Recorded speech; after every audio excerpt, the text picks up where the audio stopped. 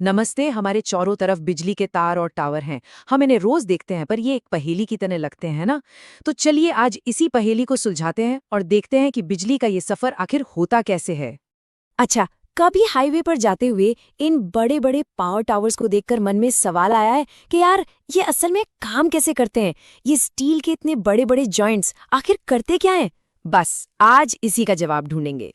तो सबसे पहले एक शब्द को पकड़ते हैं, हाई टेंशन। इसका मतलब क्या है?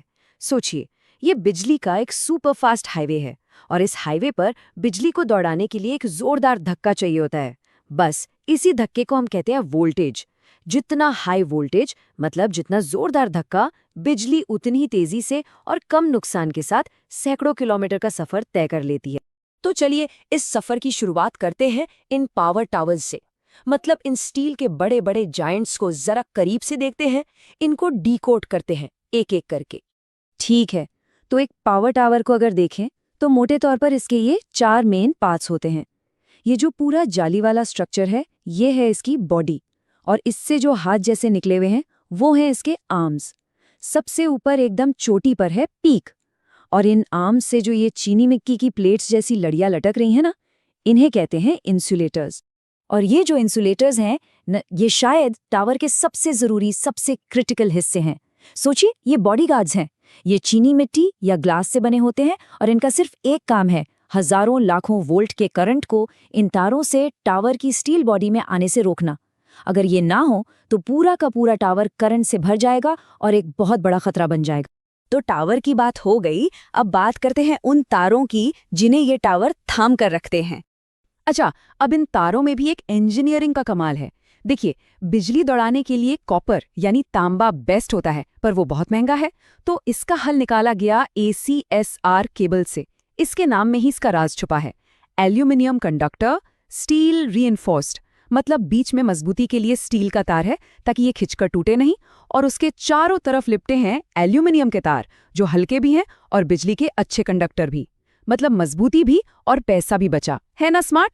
एक चीज सबने नोटिस की होगी, ये बिजली के तार हमेशा ऐसे झूले की तरह लटके हुए क्यों रहते हैं? इन्हें एकदम सीधा टाइट क्यों नहीं खींचते? कोई डिफेक्ट है क्या?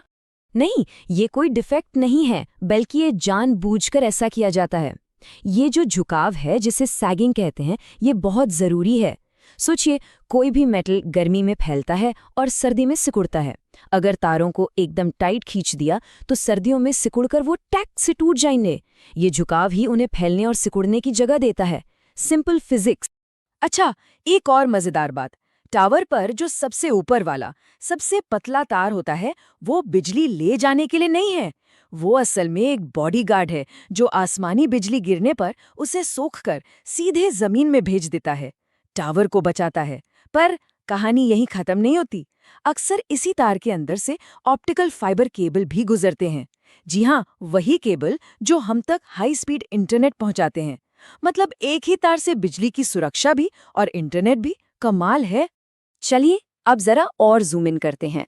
इन तारों पर अक्सर कुछ छोटी छोटी अजीब सी चीजें लगी दिखती हैं, है ना? ये कोई सजावट का सामान नहीं है। ये छोटे छोटे गैजेट्स बहुत बड़े बड़े काम करते हैं।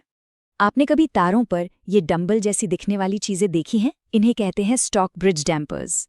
होता क्या है कि जब तेज हवा चलती है तो ये तार गिटार की तार की तरह वाइब्रेट करने लगते हैं, और लगातार वाइब्रेशन से मेटल कमजोर होकर टूट सकता है। ये डैम्पर्स एक शॉक एब्जॉर्बर की तरह काम करते हैं। ये सारी वाइब्रेशन को खुद सोख लेते हैं और तार को टूटने से बचाते हैं। इसके अलावा और भी सेफ्टी गैजेट्स हैं, जैसे ये स्पेसर्स जो एक साथ चल रहे कई तारों को आपस में टकराने से रोकते हैं। और ये बड़ी बड़ी लाल सफेद गेंदें, ये हैं एरियल मार्कर बॉल्स, ताकि हेलीकॉप्टर और छोटे प्लेन के पायलट्स को ये तार दूर से ही दिख जाएं।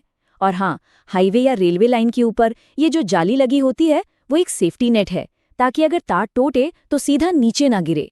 कभी बारिश के मौसम में या धुंध में हाई टेंशन लाइन के पास से गुजरे हैं? एक अजीब सी हम की आवाज आती है और कभी-कभी एक हल्की बैंगनी सी चमक भी दिखती है। ये कोई भूत प्रेत का चक्कर नहीं है, इसे कहते हैं कोरोना डिस्चार्ज। इसमें होता यह है कि बहुत ज्यादा हाई वोल्टेज की वजह से तार के आसपास की हवा ही चार्ज हो जाती है, जिससे बिजली लीक होने लगती है। इसी लीकेज को रोकने के लिए इंसुलेटर के पास ये गोल गोल रिंग्स लगाई जाती हैं। ओके, तो बिजली ने टावर्स के जरिए सैकड़ों किलोमीटर का सफर तय कर लिया। अब वो पहुंचती है अपने अगले स्टॉप पर, हमारे इलाके का इलेक्ट्रिकल सबस्टेशन। ये वो जगह है जहां असली एक्शन होता है। सबस्टेशन के अंदर बिजली को एक तरह के सिक्योरिटी चेक से गुजरना पड़ता है। सबसे पहले वोल्टेज ट्रांसफार्मर चेक करता है कि वोल्टेज कितना आ रहा है। फिर आता है सर्ज अरेस्टर, जो एक बाउंसर की तरह है। कोई भी एक्स्ट्रा या खतरनाक वोल्टेज स्पाइक आया तो उसे पकड़कर बाहर मतलब जमीन में फेंक देता है। इसके बाद आता है सर्किट ब्रेकर, जो आपके घर के एमसीबी का बड़ा भाई है। और आखिर में सबसे जरूरी मेन ट्रांसफार्मर, जो उस लाखों वोल्ट की बिजली को स्टेप डाउन करके मतलब कम करके हमारे घरों के लायक बनाता है। ये सर्ज अरेस्टर वाली बात को समझने का सबसे अच्छा एग्जाम्पल है प्रेशर कुकर। जैसे कुकर में ज्यादा प्रेशर बनने पर सेफ्टी वाल्व फुस करके एक्स्ट्रा भाप निकाल देता है, बिल्कुल वैसे ही ये सर्ज अरेस्टर बिजली की लाइन में आए किसी भी एक्स्ट्रा वोल्टेज को फुस करके सीधे जमीन में भेज देता है। इससे आगे के सारे उपकरण बच जाते हैं। अच्छा, एक और चीज, सबस्टेशन में हमेशा जमीन पर ये मोटी मोटी बजरी या पत्थर क्यों बिछे होते हैं? सिर्फ घास फूस रोकने के लिए? नहीं, इसका एक बहुत बड़ा सेफ्टी रीजन है। हाँ, ये पत्थर घास उगने से रोकते हैं, अगर कोई तेल लीक हो तो उसे सोख लेते हैं, वाइब्रेशन भी कम करते हैं। ये सब ठीक है, पर इनका सबसे बड़ा, सबसे जरूरी काम है जान बचाना। ये पत्थर बिजली के अच्छे कंडक्टर नहीं होते और ये हमें एक बहुत ही खतरनाक चीज से बचाते हैं, जिसे कहते हैं स्टेप पोटेंशियल। अब ये स्टेप पोटेंशियल क्या भला है?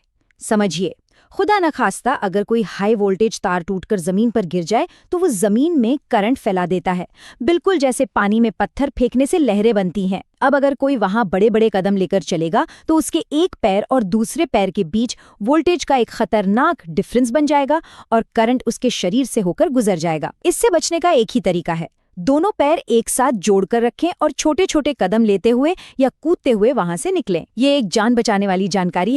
तो चलिए, बिजली सबस्टेशन से सेफ होकर निकल चुकी है। अब शुरू होता है इसका आखिरी सफर, हमारे घरों तक। अब आपको अपने मोहल्ले के खंभों पर दो तरह के तार दिखेंगे। एक तो पुरानी स्टाइल वाले, अलग अलग नंगे तार। इनमें कटिया फंसाकर बिजली चोरी करना आसान था और ये खतरनाक भी थे। लेकिन अब इनकी जगह ले रहे हैं ये मोटे, काले, गुच्छे जैसे केबल। इन्हें कहते हैं एरियल बंच केबल या एबीसी। ये पूरी तरह इंसुलेटेड होते हैं, मतलब बाहर से प्लास्टिक की कवरिंग होती है। इनसे बिजली चोरी करना मुश्किल है और ये तूफान आंधी में भी ज्यादा सेफ रहते हैं।